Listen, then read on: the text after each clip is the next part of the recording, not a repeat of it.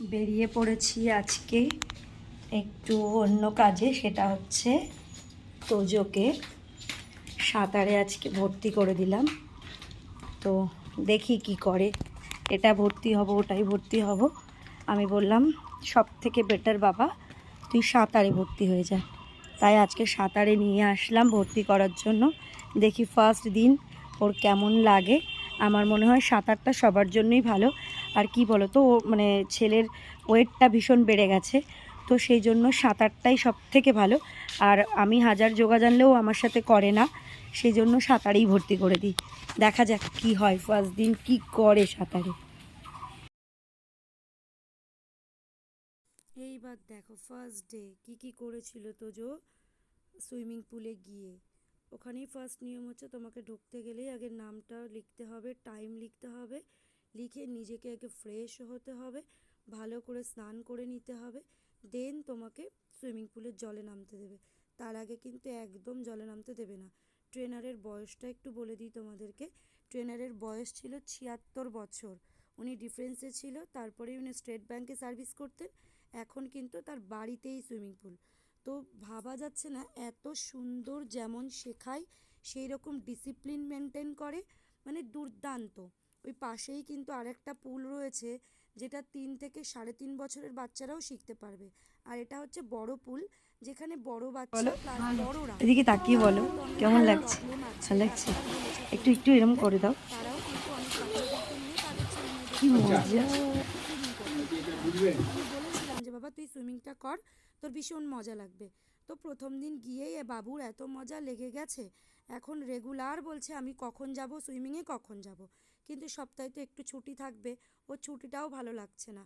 নামার কি স্টাইল, কিভাবে নামবে, সমস্ত কিছু কিন্তু বলে যায়। তাই দত্তপুকুর একদম নিবাদের স্কুল থেকে গেটটা পার হয়েই প্রথম বাড়ি। আমি অ্যাড্রেসটাও তোমাদেরকে এখানে জানিয়ে দিলাম। কেউ যদি মনে করো দত্তপুকুরে আছো বা আশেপাশের থেকে তোমরা আসতে চাও, তারা কিন্তু আরামসে আসতে পারো। আমি বলবো ভীষণ ভালো শেখায়। আমি এটা নিয়ে একটা রিলসও করেছিলাম, প্রচুর মানুষ আমাকে ফোন করেছো যে এটা কোথায় শেখায় আর কবে থেকে কবে পর্যন্ত শেখায়। এটা কিন্তু এপ্রিল মাস থেকে শেখানো হয়, অক্টোবর মাস পর্যন্ত করা হয়। আর বাদবাকি দিনগুলো কিন্তু আবার অফ থাকে, কারণ শীতকালে এটা তো করা যাবে না, কেউই করতে পারবে না, শীতকালে পসিবল নয়। তারপরেই একটা পিকনিক মতন হয়, দিয়ে এটা 6 মাস মতন বন্ধ থাকে।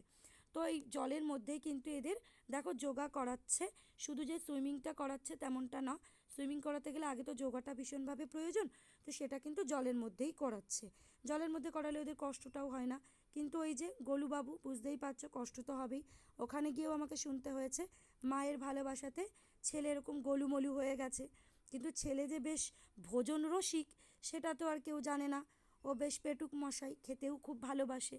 তো খেতে যারা ভালোবাসে তাদের তো গায়ে লেগে যাবেই, স্বাভাবিক ব্যাপার। আবার অনেকে আছে যারা খেয়েও কিন্তু মোটা সোটা হচ্ছে না। আর আমার ছেলের ব্যাপারটা কেমন হয়, বা আমার ব্যাপারও সেম, জল খেলেও গায়ে লেগে যায়। তো এরকম ব্যাপার। কিন্তু জলের ব্যাপারটা কি হচ্ছে, যখন জলটাকে আমি দেখছি মনে হচ্ছে নিজেই নেমে যায়।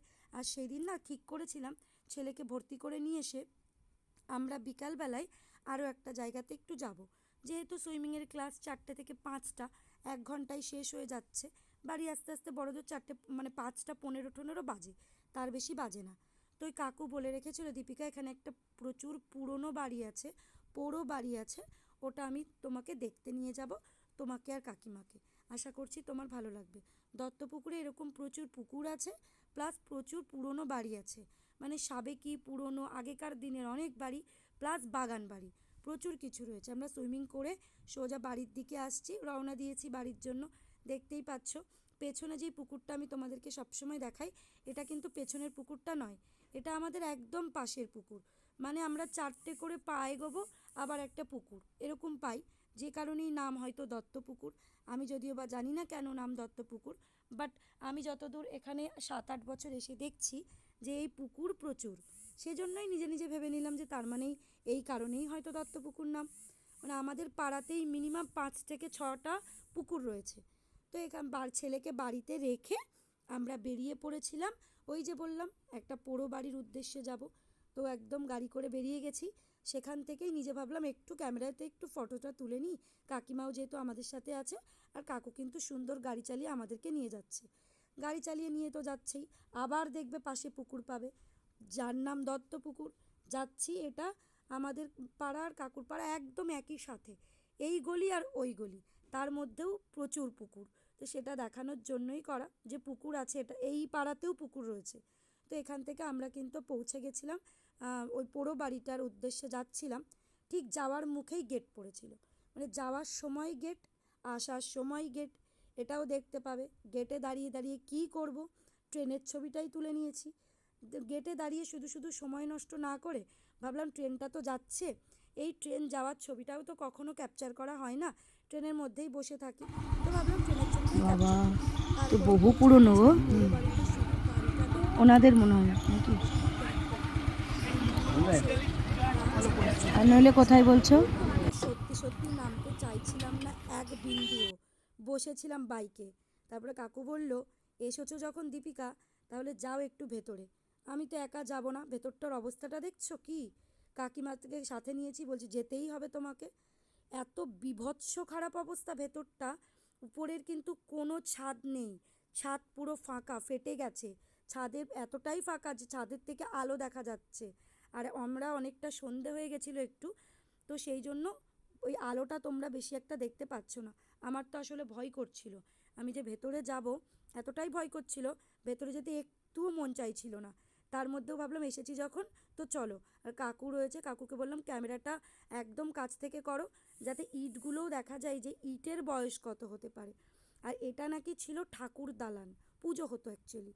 তো এটা করতে করতে হঠাৎ মাথায় চাপলো যে আমি কাকিমাকে একটু ভয় দেখাই। তো সেই ভয় দেখাতে গিয়েই দেখো কি করছি, আস্তে করে ওই যে কাকিমা পুরো ভয় পেয়ে গেছে, পেছন থেকে এসে আমি খাউ করে উঠেছিলাম। কাকিমা বলছে তুমি এই জন্য এসেছো এখানে, মানে আমার মাথাতে চেপেছিল কাকিমাকে একটু ভয় দেখাবো। তারপরেই কাকিমাকে বললাম চলো কাকিমা আর একটু ভেতরটা ঘুরে দেখা যাক, তারপরে কিছু ফটো শ্যুট করবো, আমরা একটু ফটো তুলবো, সেটাই কাকুকে বলছিলাম। বলে আমরা একটু ফটো তুলে তারপরে আমরা বাড়ি চলে যাব, কারণ বেশি দেরি করতে পারবো না, অলরেডি সন্ধে হয়ে গেছিলো।